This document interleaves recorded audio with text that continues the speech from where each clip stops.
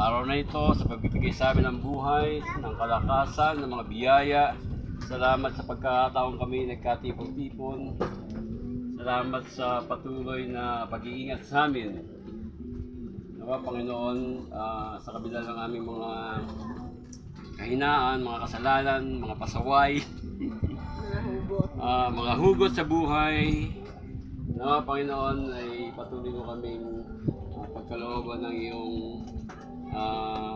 habag, ng awa, ng patuloy na pagmamahal.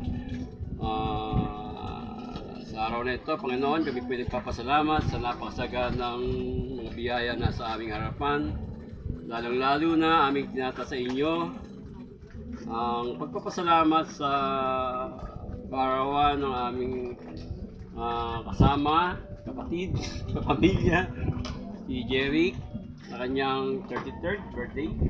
Maraming salamat, Panginoon, naway patuloy mo kaming patnubayan ang lahat ng mga narito, aming mga pamilya, mga naiwan sa Manila, may mga mahal sa buhay, Panginoon. Ang lahat ng ito, Panginoon, ay aming nihiling sa pangalan ng Jesucristo, kasama magpagahari at ng Espiritu Santo magpasawalang hanggan. Lahat mag-amen.